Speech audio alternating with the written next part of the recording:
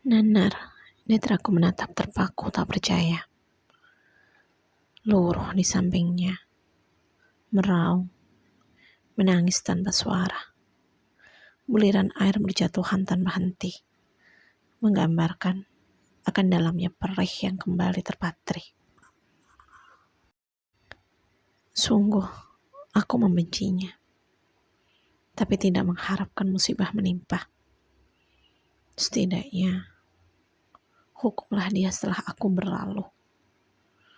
Kenapa sengaja, seolah menahan dan menungguku. Bahkan, aku belum mampu mengembalikan cinta mereka pada dirinya. Sosok yang selalu mengaburkan lelah demi cita anak-anaknya. Mengabaikan peluh untuk kelayakan hidup mereka. Allahu Akbar. Dan kini, apa yang terjadi pada raganya? Bagaimana bisa dirinya yang terbiasa tegak berdiri ini terkulai tak berdaya? Wajahnya pasi, mulutnya berbusa, manik matanya diam tidak merespon. Apa yang sebenarnya terjadi pada Mas Hendra? Keras, kugoyang badan itu, meraung, memanggil namanya. Namun ia tak bergeming. Diam, terbujur dingin. Bibir itu tak hanya terkatup rapat, namun juga bias membiru. Kita bawa ke rumah sakit sekarang, ucap Aisyah singkat. Aku terkejut dan kembali ke alam nyata. Dengan tertatih, aku dibantu Aisyah untuk berdiri. Langkahku lunglai, berlalu di belakang raganya yang diangkat bersama-sama. Kakiku terseok, melangkah mengikuti. Namun, raga ini terasa semakin berat, hingga seperti tak bernyawa. Dengan langkah berat, kami menyibak kerumunan manusia yang sudah berkumpul di depan rumah. Menatap Imba, sekaligus tak percaya akan apa yang telah terjadi pada Mas Hendra. Juga Aida, sosok yang teramat dermawan di mata mereka. Tanpa cacat, celah, apalagi noda. Sungguh, mereka pasangan hidup yang sempurna. Contoh tauladan bagi yang tidak mengetahui kebenaran sesungguhnya. Namun, kini kenyataan berkata lain.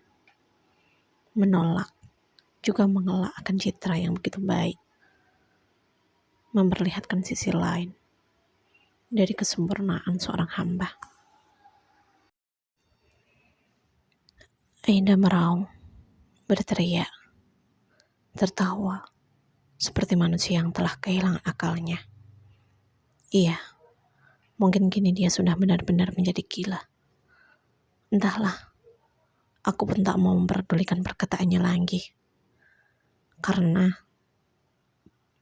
kini yang terpenting adalah membawa Mas Hendra kembali dan meniti jalan hidup yang sesungguhnya.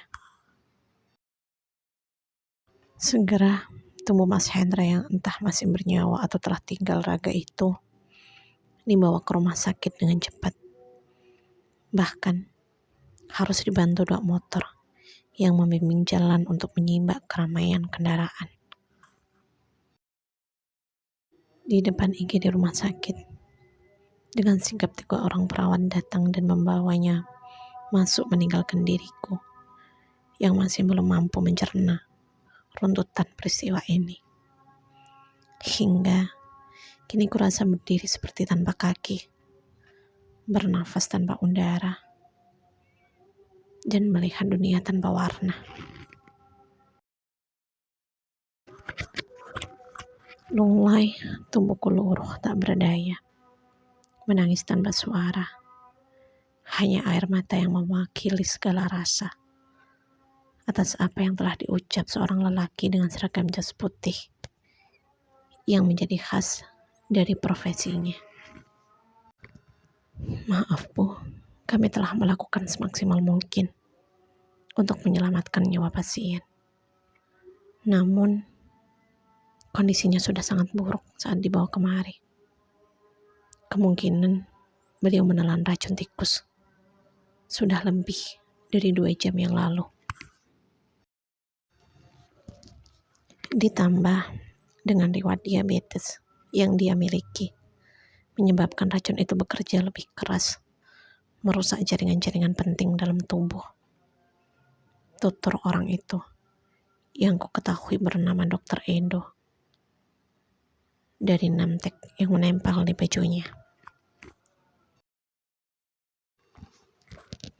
Entah apalagi kata yang dia ucap, karena hanya sebatas itu yang masuk ke runguku, juga mampu tercerna di kepala ini. Aku frustasi. Kuremas bagian tengah dada yang terasa menyesakkan, menghimpit saluran udara, hingga hanya sesak yang terdengar dari setiap helaannya.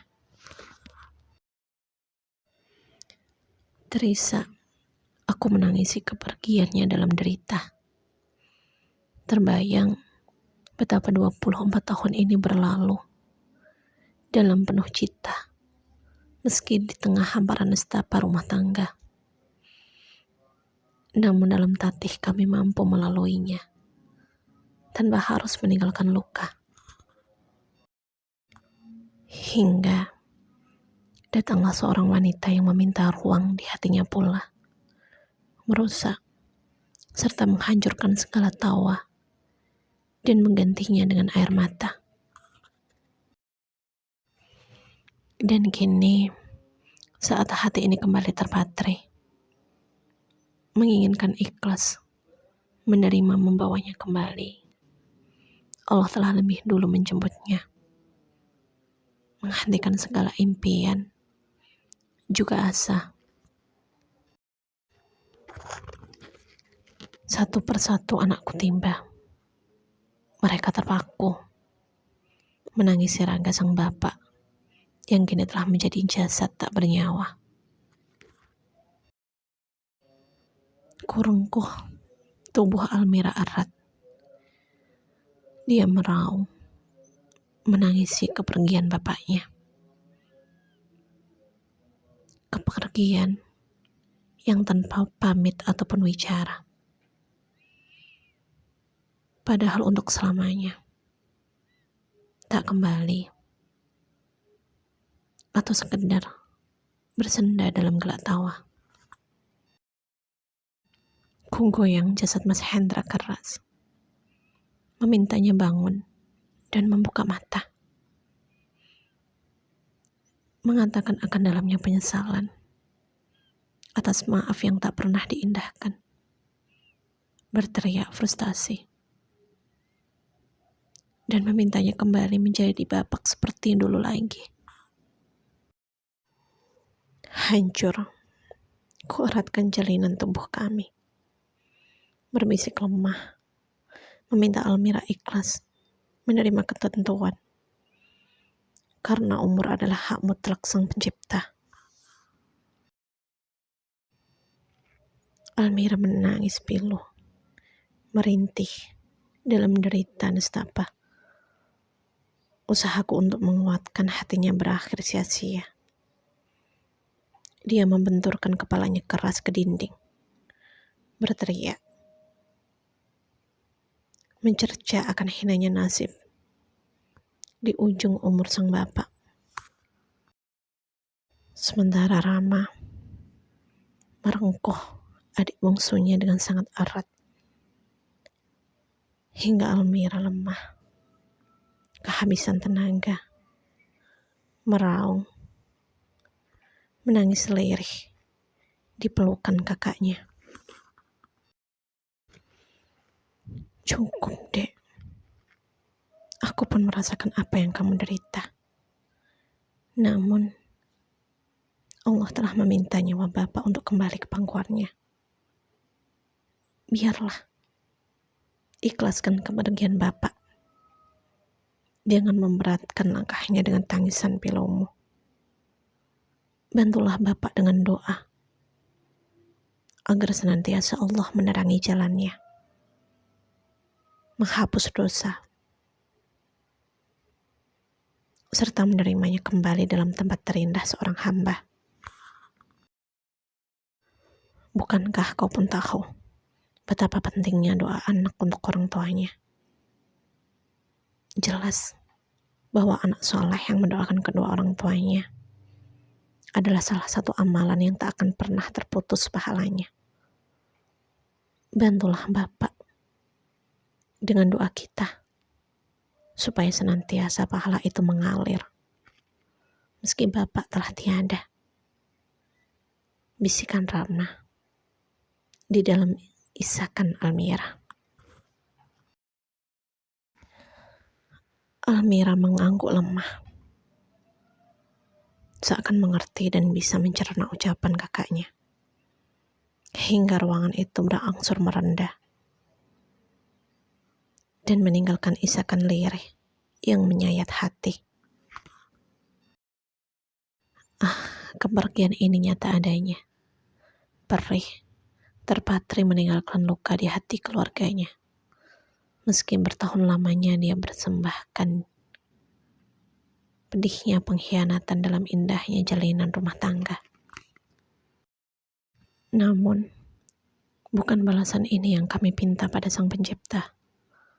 Entah mengapa aku merasa turut merasakan pedihnya hukuman atas perbuatan Mas Hendra. Kepergiannya di tengah rangkaian penerimaan yang sedang coba kususun. Terasa pedih menyesakkan menghukumku. Ilahi Rabbi, mengapa kau tunjukkan sakitnya hukuman ini pada diriku pula? Apakah pedihnya pengkhianatan belum cukup kau hadirkan untuk menempa diriku? Mengapa harus kau tambah sakitnya ditinggalkan? Kalau ikhlas telah kembali kau dapatkan, apa sebenarnya yang menjadi maksud atas takdirmu ini? Rintihku pilu di kegelapan kalbu. Rapat, ku pejamkan netra, membiarkan setiap tetes mengalir keluar dari peraduan tanpa ada hasrat untuk menahannya. Biarlah, kali ini dunia menilai diriku selemah itu. Pilu, menangisi kepergian seorang pengkhianat.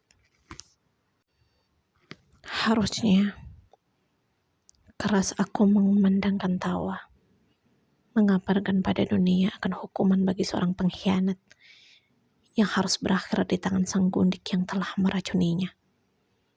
Bukan hanya itu, sang gundik pun telah menjadi gila dan kehilangan akalnya.